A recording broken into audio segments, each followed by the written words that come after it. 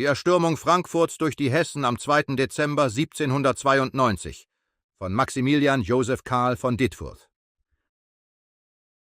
The storming of Frankfurt by the Hessians on December 2, 1792, by Maximilian Joseph Karl von Ditfurth. Forward. The storming of Frankfurt on December 2, 1792, orchestrated by patriotic nations, not only restored the splendor of the valiant armed forces, previously obscured by the hardships of battles in Champagne, but also showcased the resolute defiance of the Hessian people against Custein's advance, marking a pivotal turning point. This pivotal event compelled every patriot to honor its 50th anniversary. At such commemorations, there was often a suggestion, particularly driven by the author's influence, to reprint a memoir detailing this stirring baptism of arms. The author had meticulously developed a manuscript titled The Hessians in the Campaigns of 1792, 93, and 94 in the Champagne, the Mainz, and the Rhine, which he eagerly seeks to publish. However, what follows does not constitute a fragment of that man's tale. Rather, it's an abstract revised over a span of a few days, not intended for submission to the learned world spanning from the Alps to the Belt, but dedicated solely to the memory cherished within a specific sphere, extending from Rodenburg to Rödelheim and from Treisbach to Waunsried and Oberschönau. In essence, it's a patriotic fireside conversation, detached from strict academia and art. Consequently, the author envisioned its audience as friends, companions, and beloved compatriots from urban and rural locales alike. Yet, should a German-loving individual from another clan seek entry into this circle, they're assured a fraternal welcome. If they happen to be a Frankfurter, they are accorded a place of honor and may proudly inform fellow citizens that these pages resonate with their spirit. This perspective frames the author's desire for this unassuming, occasional piece to be judged. Whether it reaches the splendid chambers of the affluent or the modest abode of a learned farmer, its purpose would be fulfilled. For in doing so, the author aspires to, through their work, momentarily alleviate the burden of a living, worthy veteran who once fought near Frankfurt, and bring a glimmer of joy to their day. Kassel, on December 5, 1842. Maximilian Joseph Karl von Ditfurth. While the Allied armies, having exhausted their ambition to invade Paris by the end of September 1792, made slow progress behind the Meuse River, French General Custine, leading 18,000 men, broke out of Alsace. With minimal resistance encountered in Speyer, and after securing local magazines, he advanced towards Mainz. The shocking extent of betrayal resulted in the fall of this Teutonic bastion into the hands of the enemy commander without the slightest opposition, a development far beyond mere ignoble surrender, bordering on unconsciousness. Despite gaining advantages from this conquest, Custine refrained from pressing further, mindful of the potential destruction of the army still stationed in the Luxembourg area. However, the day following the surrender on October 22nd, he dispatched General Novinger with 1,500 men along the left bank of the Main toward Frankfurt. The city's magistrate, unable to mount armed resistance, found itself at a loss after futile protests and appeals. The neutrality of the German imperial body eventually compelled the enemy, who had already launched several shells at the gates of the Sachsenhausen suburb, to gain entry. Yet, the determined moral resistance exhibited by the courageous people of Frankfurt stood firm against all attempts to lure them into the vortex of revolutionary action, unlike their neighboring regions. Adjutant General Stamm's efforts to sway the Sachsenhausen inhabitants to embrace the new order proved futile. His noonday endeavor, deploying field music playing Cha Ira and other revolutionary melodies, only evoked ridicule and scorn. Similarly resolute, The magistrate adamantly refused to surrender the heavy cannons from the bourgeois arsenal, even when Custine offered a release of a quarter of the tax, a contribution of 2 million livres, in exchange. The rationale behind the demand for ransom was built on the manipulation of the lower classes, claiming that the requested sum was solely from the assets of so-called aristocrats. Even the most destitute, including day labourers and widowers, were coerced into making voluntary contributions to meet this aggregated amount. However, this sparked widespread resentment when 7 prominent residents were taken hostage and sent to France, intensifying the populace's fury against the invading forces. Despite sacrifices made, the required sum remained elusive. This discontent found swift expression when Custine, driven by a hunger for plunder and a desire to sow terror, tasked Colonel Houchard with a 1,800-men detachment to venture into the Wetterau. On the 25th, Houchard arrived at Homburg, preparing to seize the salt reserves at the Hessian salt works near Friedberg in Nauheim, prior to any pillaging. The Hessian authorities in Hanau had long arranged for the provisioning of these supplies, yet transportation logistics were incomplete. Consequently, the garrison detachment in Hanau, comprising 3 officers and 125 soldiers, assigned to safeguard this operation, had yet to be recalled. Despite facing a vastly superior enemy, the resolute leader of this small contingent, Captain Mondorf, never wavered in his commitment to offer staunch resistance. Unfortunately, their ammunition was limited to a meagre 20 rounds per soldier. By the morning of October 26th, the overwhelming enemy numbers made it impossible to hold out. Mondorf's forces successfully defended the extensive salt flats, but were ultimately forced to retreat to higher ground, rejecting all surrender demands. Fearing encirclement by the enemy's substantial power, though outnumbered 14-fold, Mondorf retreated toward Butzbach in an orderly manner, fending off pursuers. Regrettably, Houchard succeeded in encircling the small Hessian force with a cavalry detachment and 2 horse artillery pieces, effectively cutting off their route near Ostheim. Despite this dire situation, Captain Mondorf remained resolute, organizing his troops into an infantry square and demanding unwavering determination from them. However, as the pursuing enemy numbers swelled, relentless gunfire wore down the defenders, exhausting their last reserves of ammunition. Facing inevitable defeat, they resorted to a final call for a parley, signalled by a trumpet, with weapons ceremoniously lowered, a testament to their valiant fight against overwhelming odds. In the tumultuous mind of Houchard, such fierce resistance would have undoubtedly merited the highest acclaim. He not only focused on shielding the courageous soldiers from the abuse of zealous national volunteers and diligently caring for the numerous wounded and exhausted after a grueling 5-hour struggle, but also exhibited magnanimity and gallantry by accepting the swords of the 3 Hessian officers, recognizing their honourable conduct amid adversity. Custine, however, ordered the captive group of Hessians to be paraded through Frankfurt in a triumphal procession the next day. Yet, this display did not celebrate the victors, but rather it exalted the defeated. The unwavering resolve etched on the serene, solemn faces of these patriotic warriors, along with the stoic endurance of their numerous wounded comrades, left a profound impact on the gazing multitude of their adversaries. This sight and the retelling of the engagement's actual events among the people of Frankfurt sparked a sympathetic interest throughout. Support poured in from all directions, with donations of money and refreshments offered to the prisoners, and the noblest women vying to provide the most sought-after care to the wounded. However, when Adjutant General Stamm attempted in a grand speech to sway the prisoners to join the cause of freedom, his efforts fell on deaf ears. Offering rich rewards failed to entice them. When he attempted a fraternal gesture by offering a kiss to these patriotic warriors, he was met with resolute words. "Please, keep your distance. We are Hessian and wish to remain so." The crowd surrounding them erupted into jubilation at this declaration, a clamour that might have freed the prisoners had the hostile army not been present.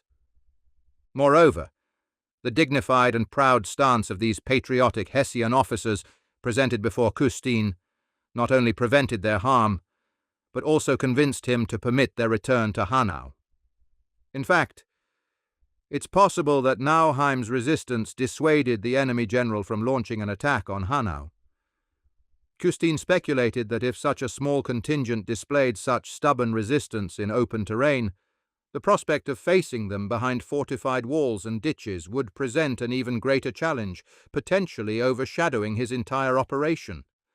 Recognizing the military prowess of what he now regarded as the formidable Spartans, Custine shifted his focus to the power of persuasion. On October 28th, he issued a well-known proclamation to the Hessian warriors, urging them to rise against the oppression imposed by their rulers. However, this call not only stirred a bewildering mix of emotions among the patriotic warriors, but also instigated a nationwide fury. Here, the lives of the people had been intricately intertwined with their military for over a century and a half. Generations had upheld the honor of a single standard, where familial lineage and the very fabric of the land were bound by a common thread. The grandson shared in the same banner of honor his forefathers had raised through their virtue. In this land, family, community, and allegiance were as tightly woven as the bonds of a unified homeland, resonating profoundly when the army stirred emotions among the people. In every corner, one could find homes bearing the marks of local heroes, each contributing warriors to the cause. Many households could trace their lineage back to ancestors who had shed the best blood at Reku, Leifeld, the victorious fields of Minden and Krefeld. These households revered the scars of battles fought and victories won, a legacy passed down from generation to generation. In every Hessian village or town, the call for revolt sparked a visceral reaction. Hands, trembling with anger and resolve, reached out in response, eager to embrace the cause and trample the oppressor underfoot. Then in the whole of Hesse, in the populous lowlands as in the lonely valleys of the forested mountains, it became lively to arm and prepare to meet the invading enemy. It was swarming with the roads of trembling refugees led by the men and women of Deutschland. But the astonished traveller in Hesse everywhere occupied the rural people in the villages, the rural scythe a warlike halberd, the flail into a morning star. He met laxly adopted veterans in their honour uniforms as they instructed the young crew in handling and dressing those weapons. The news emanating from him was heard by the enemy, who was becoming ever closer and closer to the horizon, with the joy of the most fierce fighting. Thus the people of Frankfurt and Hesse cherished this moment with pride, a stark contrast to the widespread despondency and submission elsewhere, where people languished in despair and paid homage to false idols in their delirious frenzy. Meanwhile, princes carelessly sacrificed the dignity of their crowns, and some among the proud bands of high imperial nobility humbly complied with enemy commands, tarnishing their honour. In the defenceless streets of Frankfurt, inhabitants sneered at their oppressors, defying their threats. In Hesse, a celestial spirit reminiscent of the days of Philip the Magnanimous and William the Steadfast rose again, embodied by the small, humble Conrad of Bavaria. With a fearless heart brimming with love and loyalty to his prince, he boldly protected his homeland, standing firm against oppression. The mere anticipation of a popular uprising brewing in Hesse seemed to stifle any further ambitions in Custine's cautious mind. Content with occupying Hessian territory around Bergen and Windecken, this trepidation trickled down to his subordinates. Some patrolmen sent to Hanau fortified the gates and found determined resistance among the inhabitants. Notably, the mayor of Markkobel, an old veteran, boldly mocked the enemy's desire for entry, demanding from atop the wall, "They acquired Mainz so easily. Now they wish to see what it costs to claim Markkobel." This defiance echoed the resilience and courage seen in these tumultuous times. By the start of November, the Prussian forces began their return from Champagne. the primary army reached Koblenz and established quarters along the right bank of the Lahn, progressing towards Herborn. The patriotic troops stationed at Marburg had earlier been consolidated, swelling to 8,500 combatants upon the return of the corps engaged in the Champagne campaign. Additionally, 3,700 troops from Hessen-Darmstadt were gathered in and around Gießen. The Prussian army, fatigued both in manpower and resources, needed time to replenish supplies and prepare for the impending offensive against Custine, an operation eagerly anticipated by the King of Prussia, after procuring the necessary requisitions by late November and securing the commitment of troop corps from the Landgraves of Hesse-Kassel and Hesse-Darmstadt for the mission to liberate Frankfurt from the enemy and expel them across the Rhine. The offensive was launched on November 26th. However, Custine had also bolstered his forces significantly. Yet, a significant portion was engaged in the occupation of Mainz and guarding the left bank of the Rhine. His main force, stationed at Höchst, amounted to around 18,000 to 20,000 men. Additionally, Houchard commanded about 4,000 troops entrenched at Oberursel near Homburg vor der Höhe, while Dutch General Adrian van Helden led 2,500 troops as the garrison crew of Frankfurt. In contrast, the Allied forces totaled 57 battalions, 75 squadrons, comprising approximately 30,000 to 34,000 soldiers. This included 11 battalions, 5 light companies, and 9 squadrons from Hessian forces, totaling 6,624 men and 767 horses. Had the Allies coordinated their forces and executed a strategy akin to those during the 7 Years' War while Custine was near Höchst, he likely would have retreated to Mainz without substantial resistance and evacuated Frankfurt. However, had the Allies pursued him unitedly, employing tactics reminiscent of the battles of Leuthen and Zorndorf, the situation might have differed. With the same resolute intent to yield optimal results, there is little doubt that Custine could have faced a decisive defeat, considering the unfavourable conditions and the limited combat readiness of a significant portion of his troops. The outcome might have seen a significant turning point, with the splendid Prussian forces, numbering more than 60 squadrons, stampeding through the disarrayed enemy ranks, scattering the fleeing freedom fighters in all directions like startled sprinters before a gust of wind. The potential impact of such a victory, and its consequential transformation, warrants consideration.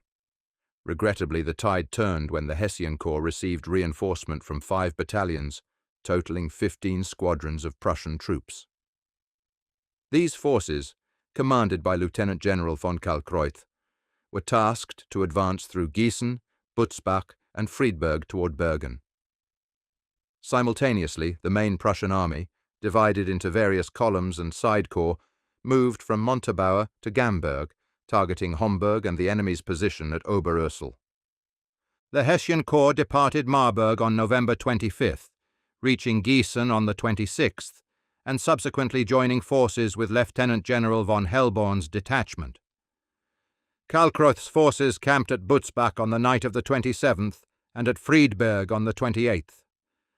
On the 28th, the advance guard's elite units engaged an enemy detachment of 80 men in Bergen, mostly capturing and subduing them at a strategic point near Friedberger Warte.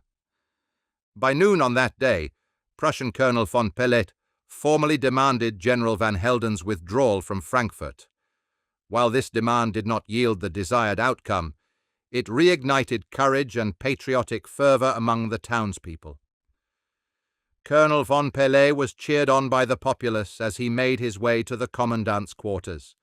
This collective national spirit surged further when, on the morning of the 29th, General van Helden attempted to confiscate supplies from the bourgeois arsenal, threatening immediate departure and mistreating officers in a misguided effort to displace the troops. Custine found himself so overwhelmed by this setback that he not only assured the city magistrate that Frankfurt should be evacuated without resistance as the Allies approached, but he also refrained from punishing his subordinates for their misconduct. Meanwhile, The Hessian Corps had positioned itself near Bergen and Seckbach, close to the Prussian encampments. However, Kalkreuth's division had moved through Wilbel to Homburg to rendezvous with the main Prussian army.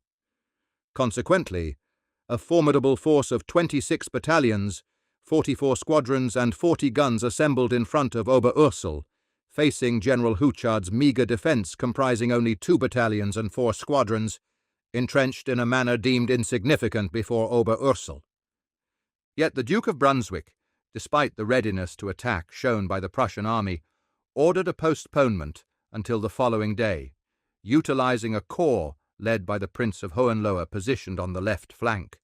The underlying motives behind this decision, rooted in political calculations and intrigues, cannot be fully explored here. This action also starkly contrasted with the determined proposal from the royal adjutant, Lieutenant Colonel von Ruchel, advocating for an immediate storming of Frankfurt. On December 1, 1792, the King of Prussia ordered the Hessian Corps to initiate the assault. Simultaneously, a segment of the Prussian army was tasked with circumventing the enemy's position at Oberursel, preventing General Custine from offering aid to Frankfurt. Custine's forces consisted of a meagre 4 weak battalions, 1 line and 3 battalions of National Volunteers, a small cavalry detachment, and 2 3-pounders. Unfortunately, they possessed only limited ammunition, 30 rounds each of solid shot and grape shot for the artillery, and 30 rounds per infantryman. The fortifications of Frankfurt were relatively modest, comprising a simple main rampart and a shallow, wet main ditch. In certain areas, the ditch's depth was insufficient, allowing for scaling of the rampart due to its lower masonry covering. Moreover, many gardens, recreational areas and residences extended to the outer edge of the ditch, bringing them closer to the city walls.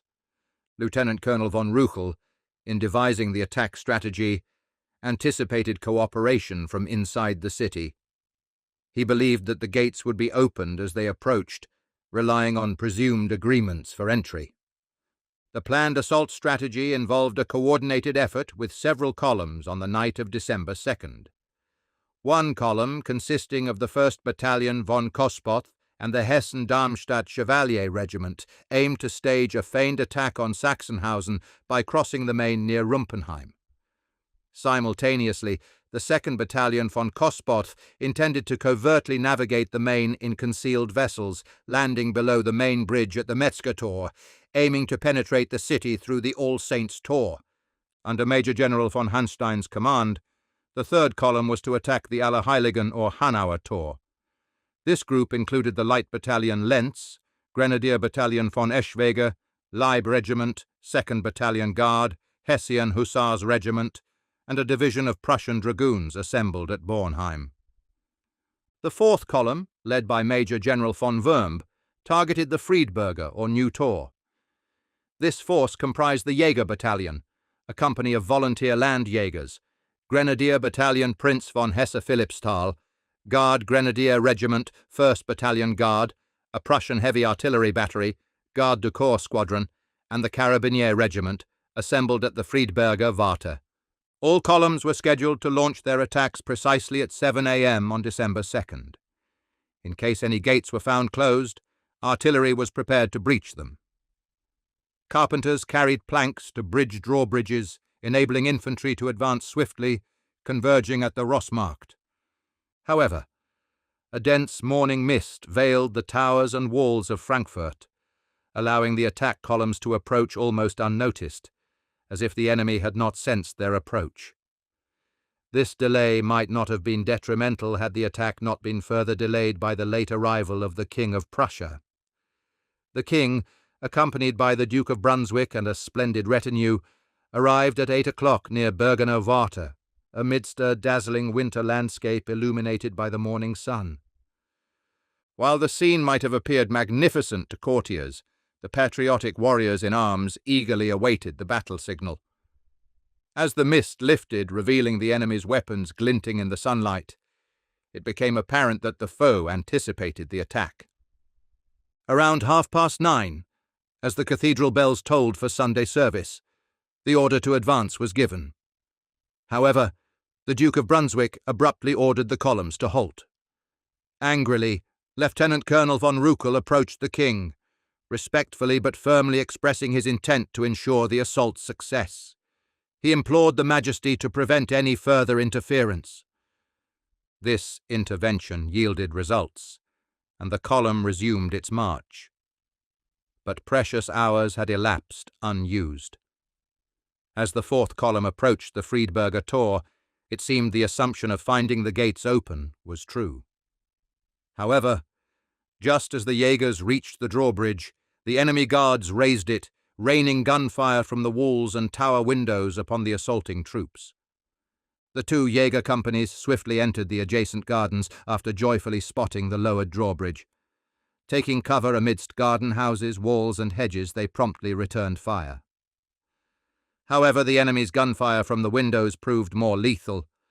Despite the perilous situation, the valiant leader hesitated to retreat immediately. Instead, he sought an opportunity to press forward, refusing to abandon the gate's opening to the relentless enemy fire. Leading the central column, he guided them into the hazardous zone amidst the barrage of enemy bullets. Fueling their advance was the circulating rumour of an open gate, compelling the Grenadier Battalion to persist through the narrow thoroughfare toward the gateway.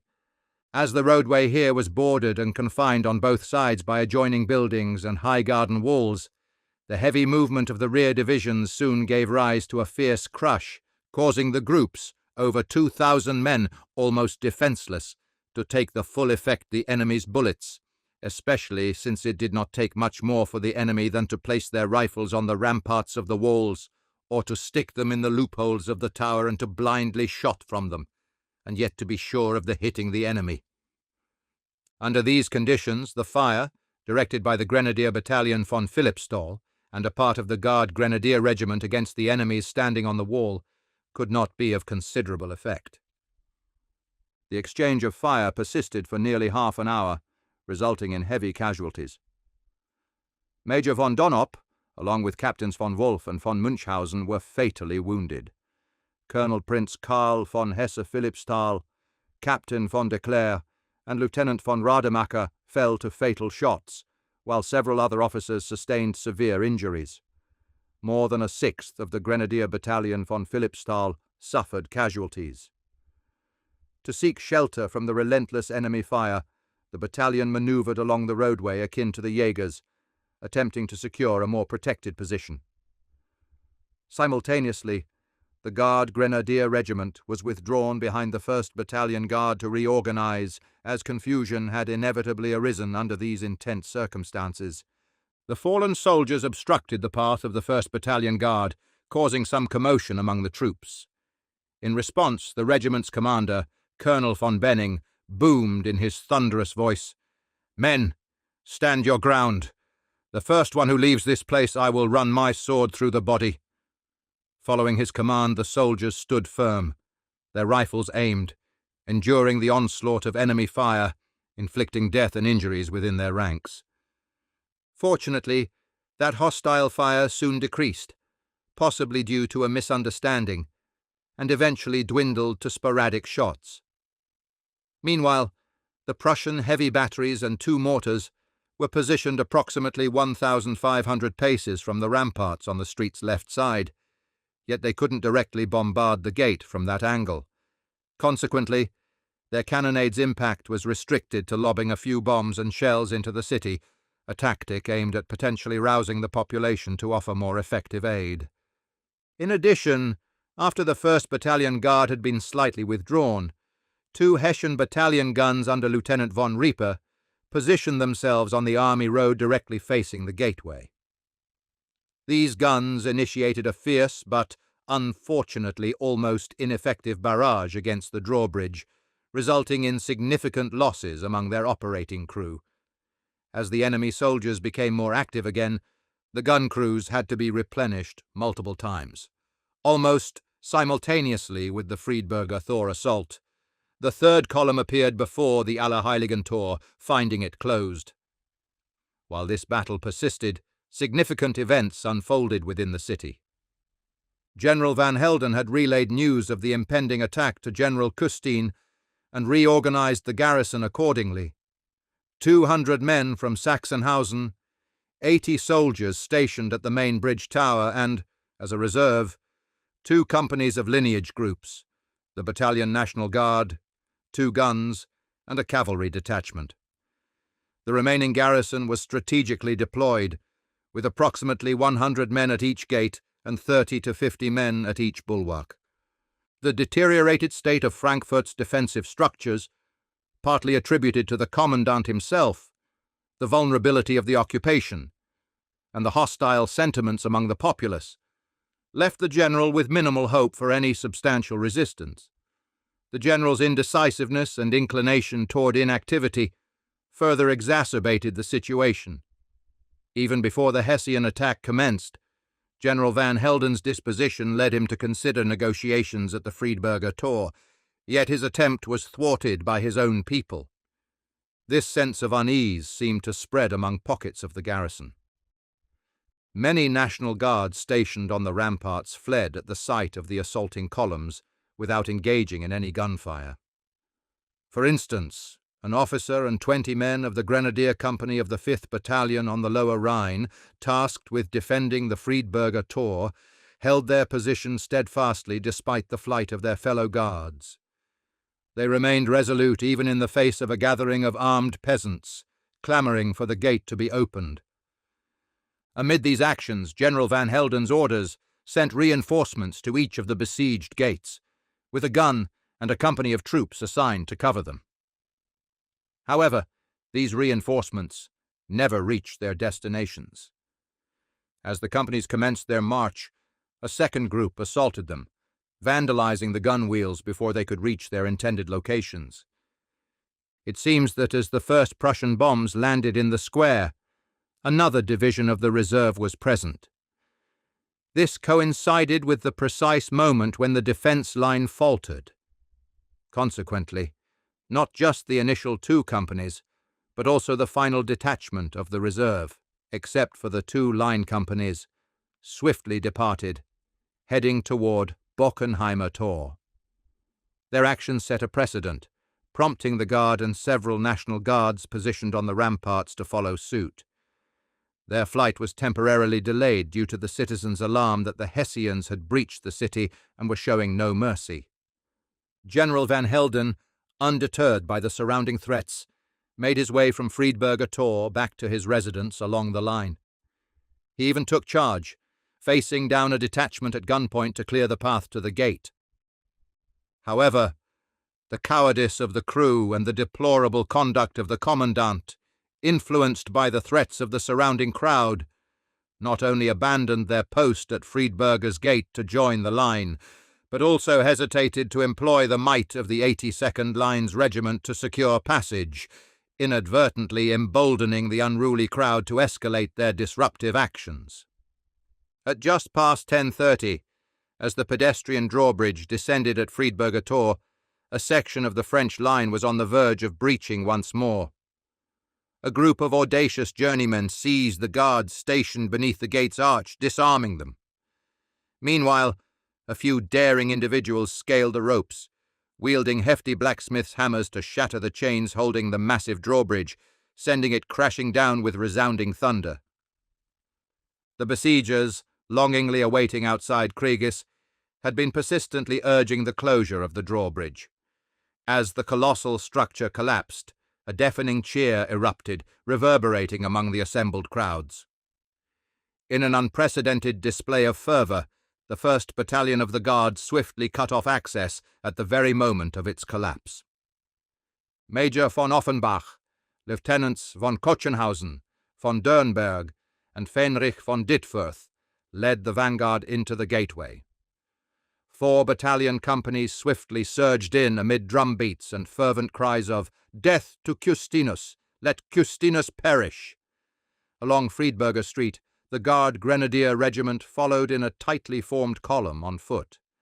Lieutenant von Selchow of this regiment, finding the crowded, narrow path delaying their progress, leapt into the ditch with a handful of men, half floating as they waded across, sword in hand. The inhabitants of Frankfurt hailed the procession of patriotic warriors with resounding cheers. White cloths waved from numerous windows, and some ladies, moved by the moment, rushed forward to embrace the nearest officer or soldier, lauding their gallantry in rescuing fleeing or wounded Frenchmen from the wrath of the victors. Simultaneously, with 30 men, the 5th Company of the 1st Battalion's Guard, under Lieutenant von Stockhausen, received orders to dislodge the remaining enemies still positioned above the gateway on the walls and towers. After a fierce skirmish along the access path, approximately 50 adversaries stood their ground, weapons drawn. The wall was gradually secured, a portion seized by the Jaeger companies, and the remainder by the Grenadier Battalion von Philippsthal. Almost concurrently with the opening of Friedberger Tor, the Allerheiligen Tor was unlocked by skilled artisans. The 1st Battalion of the Leib Regiment and the Hussars breached the line, uniting shortly before 10 o'clock with the 1st Battalion Guard and the Guard Grenadier Regiment. Meanwhile, General Van Helden yielded to the pleas and threats of the magistrate, opting to comply. Unfortunately, Adjutant Captain Bailey, who had been dispatched to convey this decision at Friedberger Tor, had already encountered the advancing assault column there. Amidst this, he succeeded in reaching General Major von Wurmb, who adamantly dismissed all surrender appeals, but instructed Captain von Müller of the Guard Regiment to accompany Captain Bailey with a small detachment. Their objective was to negotiate a ceasefire and, to the best of their ability, shield the wandering French civilians from the escalating violence. Despite their intentions, complete success wasn't possible due to persistent resistance from some French individuals, even amid their grievous injuries, refusing any offer of clemency. It can be confidently asserted that the patriotic warriors, with rare exceptions, did not mar their victory with cruelty. They upheld their honour and demonstrated humanity, as attested by a notarial record stating that only 7 were killed and 19 wounded within the city streets, while on the ramparts 34 were killed and 129 wounded French soldiers were found. Despite the chaotic fervour that gripped the hearts of the patriotic warriors, General Van Helden momentarily teetered on the brink of peril due to the vehement resentment against Custine for his unjust treatment of their prince. An erroneous rumour circulating among the crowd falsely placed Custine within the commander's quarters, igniting a seething mass of Hessian soldiers united by a vow of retribution to besiege the building. In the heat of the moment, amidst a frenzy of like-minded individuals, a soldier, misled by mistaken identity, aimed a blow at General Van Helden as he appeared at a window, mistakenly perceived as Custine. Fortunately, another quick-thinking individual diverted the rifle's aim, preventing harm from befalling anyone. Furthermore, as several officers swiftly intervened, racing towards the assailants on the brink of breaching the building, the situation was promptly diffused, preventing further repercussions. The officers, driven by their commendable zeal and upheld by stringent discipline, swiftly restored order. The tumultuous fervour that had gripped their hearts and minds dissipated in the wake of their concerted efforts.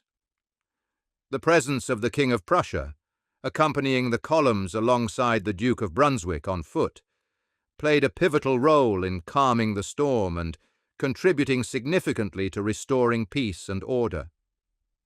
Moreover, as a group of officers swiftly responded, racing towards the individuals on the verge of breaching the building, the incident concluded without further consequences.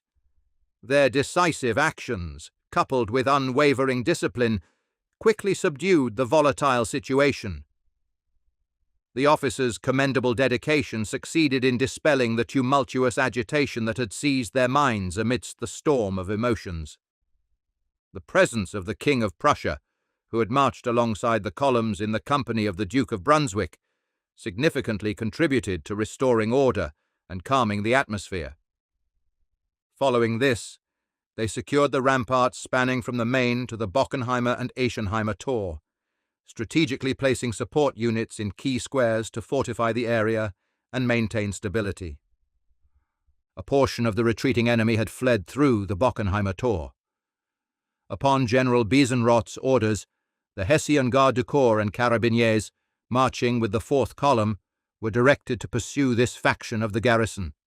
The cavalry swiftly galloped through the city, overtaking the 400 to 500 strong enemy group, engaging them in combat and compelling them to defend themselves for about a quarter of an hour.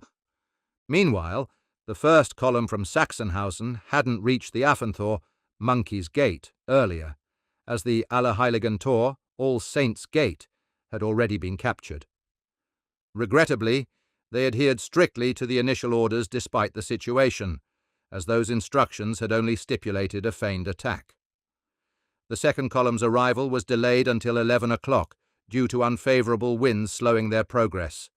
The incoming troops swiftly took positions to secure the ramparts extending from the Main to the Bockenheimer and Eschenheimer Tor, strategically stationed as a visible presence in the main squares to maintain control. These precautionary measures became crucial as the enemy forces neared the Bockenheimer Tor, reinforced by battalions dispatched from Bockenheim to bolster the garrison. Consequently, the Jaegers stationed here barely managed to raise the drawbridge in the nick of time. In the interim, a spirited exchange of rifle fire erupted between the Jaegers and the vanguard of the advancing hostile division. Simultaneously, the main Prussian army, positioned between the Friedberger Warte and Preungersheim, comprising the regiment Hereditary Prince, 2nd Battalion Prince Karl, 5 squadrons of Hussars von Eben, and a heavy battery stationed at Bertramshof, advanced toward Bockenheimer. Consequently, General Neuwinger, leading the retreating enemy divisions, swiftly redirected their forces against Bockenheim. They faced opposition from 2 fronts. On one side, the Hussar von Eben thwarted their advance, while on the other the Hessian Guard Corps, including Carabiniers, Hussars and Chevaliers, pressed forward from Galgentor, Gallows Gate. Additionally, a squadron of Hessian Hussars under Major von Leisten and the Chevaliers engaged energetically, but, it appears, pursued without notable success. Following repeated lively but less intense cannon fire, Neuwinger retreated from Bockenheim to Rödelheim and subsequently positioned himself within Custein's central stronghold at Höchst. Custine himself fled to Mainz and Hochheim on the night of December 3rd, seeking refuge. The various splintered corps of the Allied army secured the nearest territories for their cantonments on the night of December 3rd. The Brigade von Kochenhausen, comprising the Regiment Hereditary Prince and 2nd Battalion Prince Karl, stationed in Bockenheim, while the Grenadier Battalion von Philippsthal, along with the Regiment's Guard and Guard Grenadier, occupied Frankfurt. The remaining Hessian Corps nestled in the mountains near Seckbach. Although the patriotic warriors endured an intense day, facing rifle fire until evening, the King of Prussia ordered 3 Prussian battalions to assume all posts throughout the night, allowing the Hessian troops much-needed rest. Furthermore, these troops were generously provided with sustenance and refreshments by the hospitable and esteemed inhabitants of Frankfurt, almost to the limit of their resources. Many inhabitants from the Hessian villages, initially residing in the countryside, flocked in with an array of refreshments, displaying genuine concern and eagerness to support the soldiers. However, they faced significant disappointment when the soldiers favoured the donations offered by the people of Frankfurt over theirs. One notable instance involved a patriotic baker from Bergen, driven by fervent enthusiasm, who baked an enormous quantity of apple pie and, accompanied by a barrel of cider, made the journey to Frankfurt with his wife and child. He aimed to entertain the soldiers from his former quarters, belonging to the Guard Grenadier Regiment. Yet his heartfelt efforts were met with dismay when the soldiers, already well supplied, declined his offerings. His lamentations filled the air until an officer suggested redirecting his hospitality to the Hussars, who were stationed near the Bockenheimer Tor and did not have the same abundance of provisions. Filled with eager delight, he eagerly sought an escort, expressing his desire that his apple pies, intended solely for his brother-in-law, would not be shared with others. His request was granted, and he was excused from fulfilling the Hussars' hospitality. Overjoyed, he was escorted by some commanders, forming a proud procession as he rode home triumphantly on a borrowed horse, a moment that brought him immense satisfaction. For every patriot, it must be a source of immense pride that despite various shortcomings in organization and execution, the valor of the patriotic warriors shone through. The officers and soldiers displayed heroic determination in the face of death and wounds, showcasing their unwavering commitment to their cause. Among them, Major von Donop of the Guard Grenadier Regiment exemplified unparalleled courage. Despite bleeding from 2 severe wounds and relying on support to stand, he refused to leave the front lines until a 3rd bullet brought him to the ground in disbelief. Similarly, Colonel Prince Karl von Hesse-Philippsthal, whose bone had been shattered, persisted in the fight, forced to be carried out only by sheer will, displaying unwavering resolve. Even wounded soldiers, after receiving treatment, returned to their ranks. Remarkably, only a few, notably within the Grenadier Regiment, succumbed unconscious from severe blood loss. The toll of noble sacrifice was profound. 7 officers and 75 soldiers were either dead or mortally wounded, while 11 officers and 93 men suffered severe wounds. The total loss amounted to 18 officers and 168 men. Among the casualties were A. General Staff. Fenrich Hundeshagen was mortally wounded, Captain Marquardt wounded. B. Grenadier Battalion Hesse-Philippsthal. 3 officers killed or seriously wounded. Colonel Prince Karl von Hesse-Philippsthal on January 6, 1793. Captain Dominique de Clères on December 3, 1792. Captain Karl von Wolff. 31 men wounded. 1 officer wounded. Lieutenant von Butler. 34 men wounded. C. Regiment Guard. 9 men dead, 6 officers wounded. Colonel von Benning, Captain von Hackenberg, Lieutenants von Dürnberg, von Götz, and von Stockhausen, Fenrich von Ditfurth. 10 men wounded. D. Regiment Guard. Grenadier. 3 officers dead or mortally wounded. Major von Donop, Captain von Munkhausen, Lieutenant von Rademacher. 18 men wounded, 3 officers wounded. Colonel von Fuchs, Captain von Hohorit, Lieutenant von Wolff. 18 men wounded. A. Grenadier Battalion von Eschwege. 1 man killed, 14 men wounded. F. Leib Regiment. 4 men killed. G. Jägers. 3 men killed, 5 men wounded. H. Battalion Lentz. 1 man killed, 1 man wounded. I. Artillery. 6 men and 15 horses were killed, 8 men were wounded. J. Guard of the Corps. 1 man and 2 horses wounded. K. Carabiniers. 2 horses were wounded. L. Hussars. 2 men and 1 horse were killed. 2 men and 3 horses were wounded. In contrast, the enemy suffered 41 fatalities, but had 1,158 prisoners, including General von Helden, 46 officers, and 139 wounded individuals. Captured booty included captured 2 flags, 1 from the 1st Battalion Guards and 1 from the Hussars, and 2 cannons were demolished. The acts of valor displayed by the humble army did not go unnoticed, as dignities and honors were generously bestowed upon the leaders. The King of Prussia and the Landgrave were instrumental in acknowledging and rewarding the demonstrated bravery. Among the commendations were numerous promotions, including Major General von Wurmb being elevated to Lieutenant General, Colonel von Benning to Major General, and Colonel von Stahl from the Garde du Corps receiving the esteemed Hessian Military Merit Order. These honors and advancements were a testament to the valor and commitment exhibited by the courageous soldiers on the battlefield. Numerous individuals were duly recognized for their remarkable contributions.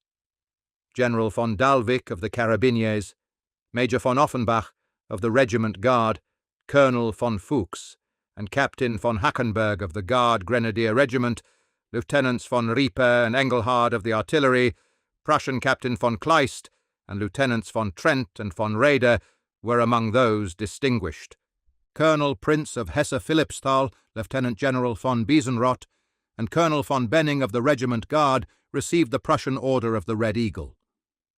Additionally, Colonel Schreiber of the Hussars, Colonel von Lentz from the Light Infantry, Major von Mopp, the commander of the Jäger, Wing Adjutant von Heister, Captain von Marquardt and Wiederholt of the General Staff were honoured with the Military Merit Order. However, special mention goes to Ruckel, who, utterly drained by the incredible exertions during the battles, had pushed himself to the brink of exhaustion. Collapsing from his horse upon reaching the line, he was promoted to colonel and regimental commander. In recognition of his exceptional service, he was also presented with the prestigious Order of the Red Eagle. As the commendations progressed, the King of Prussia bestowed a monetary award of 1/2 florin upon every soldier serving in the Grenadier Battalion von Philippsthal, the Regiment Guard, and Guard Grenadier. Simultaneously, the Landgrave of Hesse-Kassel extended a grant of 1 florin for each sergeant and 1/2 florin for every common soldier within the entire corps. Additionally, both monarchs displayed remarkable generosity by making substantial donations in aid of the wounded and assisting the widows and orphans of those who remained, showcasing their deep commitment to supporting those who had served bravely. Particularly noteworthy was the Landgrave's personal engagement upon his arrival in Frankfurt on December 6th.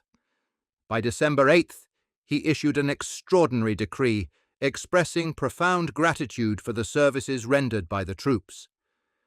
Additionally, the decree ensured that double pensions were guaranteed for those severely injured or maimed, as well as for the widowers and orphans left behind by fallen soldiers.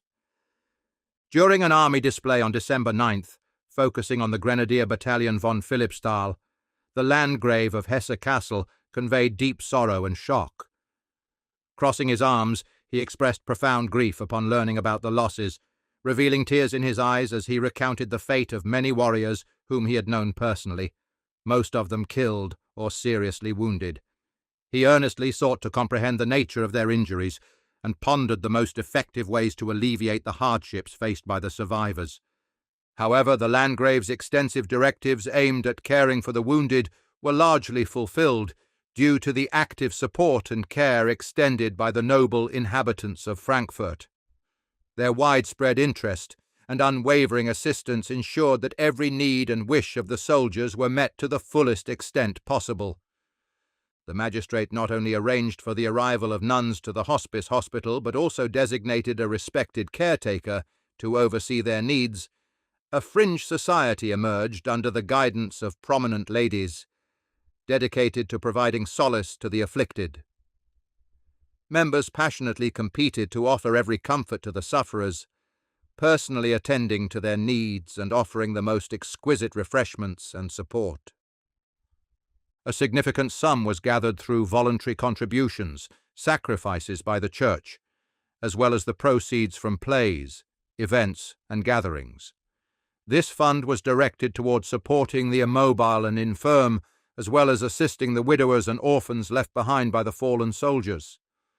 The collection efforts continued, marking the first anniversary of the storming, emphasizing the enduring commitment to aiding those affected by the aftermath of the events. However, the gifts born out of love from the people were especially poignant, often stemming from those living in humble circumstances. For instance, communities from rural areas sent poultry, substantial Christmas cakes, and other countryside delicacies through their messengers. An example of this touching generosity was seen in the village of Floh in the Schmalkalden district. Despite being residents of limited means, including woodcutters, coal miners, and labourers, they united in solidarity. They collected contributions to support 25 young men from their community who had participated in various corps during the storming. As a token of their compassion and proof of their affection, they presented each of these sons with a new thaler. It's important to note that even the Moniteur, in its reporting, highlighted this act of generosity from Floh. However, its interpretation differed, mentioning La noblesse à Floh a contribué quelques milliers de francs pour récompenser les égorgeurs de Francfort. The nobility at Floh has contributed a few thousand francs to reward the cutthroats of Frankfurt. This highlights a stark contrast in the perception of the same act, demonstrating the varied interpretations and biases present in reporting. The remembrance of the fallen was deeply ingrained in the heart of Frederick William II of Prussia, who honoured their memory in a manner befitting a noble king. A grand monument was erected before the Friedberger Tor in Frankfurt, commemorating the sacrifices made by the majority who bled for their cause. It's a source of justifiable pride for the Hessians, symbolizing a recognition of their fathers' virtues, a testament that no other army can lay claim to a similar recognition. This honourable monument stands as a sincere testimony to the glory of the people, a reminder of their patriotic endeavours for posterity.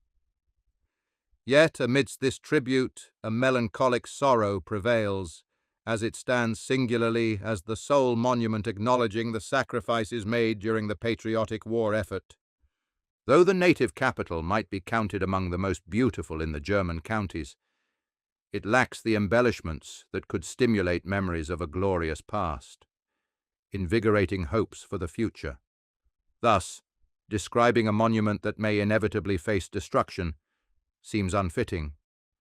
Yet this monument remains a testament to the royal and generous nature of the monarch's mind, despite its perceived flaws. Its impact on Germany's fate remains ominous, but it continues to evoke gratitude and remembrance in the hearts of every patriotic Hessian. For what happens to a people's honour will always echo through the annals of their memory. The monument stands tall, beginning with a 19-foot-high cube crafted from patriotic basalts. Its blackboard, bordered by 5.5 feet of squares in blackened marble, bears immortalized dates marking significant moments. The first plaque bears the inscription, Friedrich Wilhelm II, King of Prussia, noble Hesse, who triumphed here in the fight for the fatherland. The second plaque honours the memory of the Hessian warriors, who met a glorious end during the conquest of Frankfurt on December 2, 1792.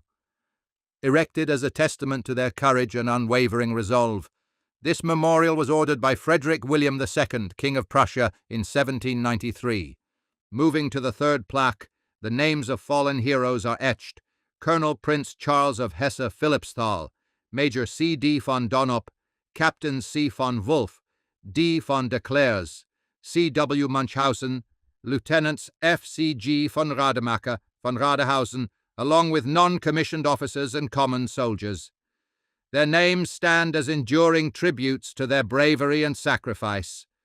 Adorning the surface are symbolic artifacts: an ancient battering ram, painted with a lion's skin and featuring a colossal lion's face, stands alongside a colossal helmet, shield, and Hercules club, each displaying emblems and inscriptions more powerful than the cast ore from conquered guns.